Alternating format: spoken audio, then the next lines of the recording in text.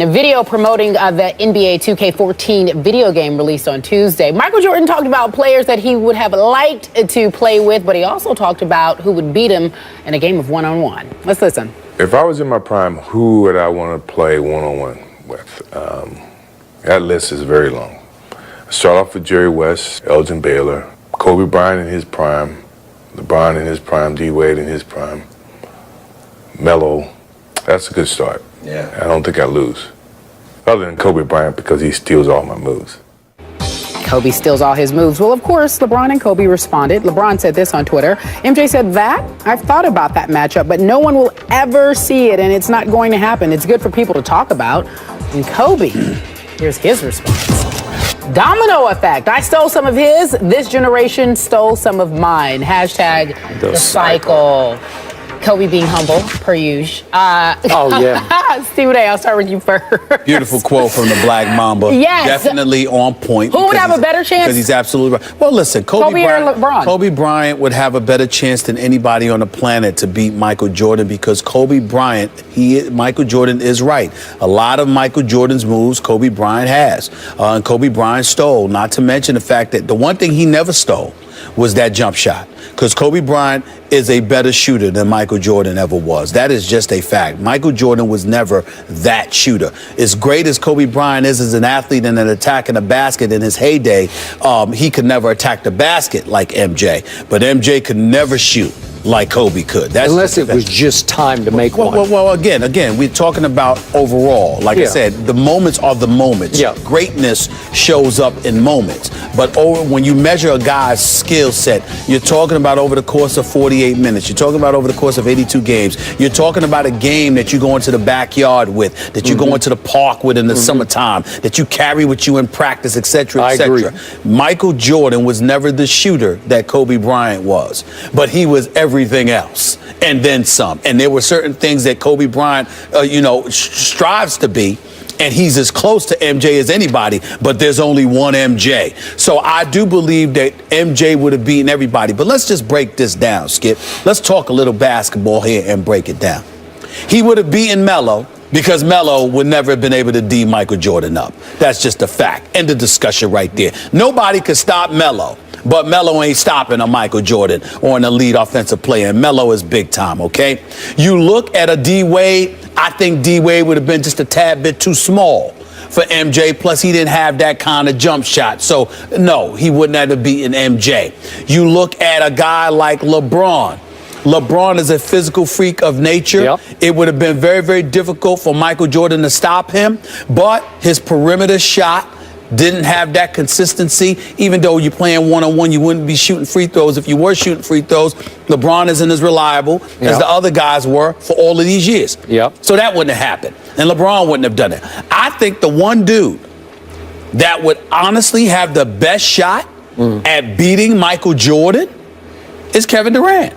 Because he's 6'11". And I'm not saying that would happen, but being 6'11" with that kind of ability to shoot from the perimeter, the height advantage that he has, combined with his shots, but he's too skinny to stop MJ, and that would have been a problem. But he is long, and sometimes even though you're skinny, if you got somebody by 5 or 6 inches, and you got a 7'5", 7'6" wingspan, sometimes you might still be able to stop them. So I can't sit there and say that Kevin Durant definitively would have lost. I think Kevin Durant would have had a better shot at beating Michael Jordan in a one-on-one, more so than even Kobe. But skill-wise, I understand why MJ said Kobe, because it's the closest thing. Plus, he stole his moves per se, even though, Kobe goes to the gym, works on his game, and Kobe will steal from anybody. I believe that's what greatness is. Listen, part of greatness is innovation, creativity. The other part of greatness is being a thief, stealing successful habits and greatness from other people. I mean, that's what I believe in. If I see somebody and they're great at something, I want to know why. And if I feel I can mirror that, I'm stealing that. Period. And I'm not apologizing for it. Not at all. And I think that's what it is. But to answer the question directly, Kobe would have the better chance of the guys that he MJ mentioned. But I believe Kevin Durant would have a better shot than Kobe. That's interesting. I say Kevin Durant would have no shot. I would definitely give the Mamba the best shot. I don't think he could beat him, but I would pay a lot of money to see it if I could do prime versus prime. Sure. I'm going to take it to a little different place than you took it. To me, the game of one-on-one basketball is more about a battle of will than skill. Okay. In the end, the greatest killer will I have ever seen in all my time watching any sport in any venue is Michael Jordan's killer will. Greatest trash talker I ever witnessed up close, Michael Jeffrey Jordan. He can get under your skin and in your psyche in an instant. And I believe that would be LeBron's downfall in a real head-to-head, one-on-one battle with MJ. MJ would talk LeBron out of the game quickly. He would distract LeBron. He would discombobulate LeBron's psyche and make LeBron a little uneasy with what was going on, because I have seen Michael Jeffrey Jordan play one-on-one. I've told you this story before, and I'm going to tell it to you quickly. Go ahead. There was a kid that the Bulls drafted the year after Michael retired in Chicago named Corey Benjamin, who at Oregon State had averaged 20 a game the year before. Bottom of the first-round pick, thought he was going to be something special. And sometime fairly early in his rookie year, again, Jordan retired, Corey Benjamin made the mistake of telling the Chicago Tribune, you know, I wish Mike were still around because I could take him one-on-one. A couple days later, I just happened to be at the Bulls practice facility waiting for practice to end so I could talk to the new coach, Tim Floyd, and in walks Michael Jeffrey Jordan in his sweats. Well, he's retired. And I'm saying, what are you doing? He said, I got business to take care of. Goes over and asks Tim Floyd, could I do something here? And Floyd said, sure, whatever you want to do is fine with me. They're shooting free throws at the end of practice. He points across the gym to Corey Benjamin. He said, you and me now. Now, again, it's just Corey Benjamin, a 6'6" rookie. So he's as tall as Michael is, not as physical. But Stephen A., I watched absolute destruction take place, and he wanted to do it in front of us, the gathered media. He wanted us to watch this. They played to 11 by ones, but they didn't play make it, take it. It was I score, your ball. That's right. Straight up basketball. That's okay? right. That's how it's got to be. Okay, That's how it's got to be. All right. And I don't remember the exact scores, but they played 3 games, and I think it was like 11-1, 11-2, 11-1. It was something on that order, where I didn't think the kid could score a basket against Michael's defensive fury. And you know he could defend. That's right. But this is killer will. This is, I'm going to show you. I'm going to put you in your place. The kid was completely overwhelmed and intimidated, and it was obviously not a fair fight. That's the guy that I think Kobe could withstand. Because Kobe, you trash talk Kobe, he's going to feed off that kind of trash talk. His killer will is not quite Michael's, but it's close. So it would be a battle of wills, and I think it would take every bit of Michael Jordan to win that game. Interesting that you say that. Couple of things. Number one, let's make sure we respect all the guys that we're talking about by acknowledging we're just simply talking greatness here and comparing greatness. And that's like LeBron. That's why I think LeBron's quote was right on the money. We're talking about the game of basketball. And if you were a scrub, you wouldn't be a part of this conversation. Right. We're talking about you because all of these guys are great. So let's throw that out of the way. I think you're sleeping on a couple of guys. Number one, LeBron. LeBron may have wilted beneath the pressure, but I don't think it was the pressure of individuals on the court against him.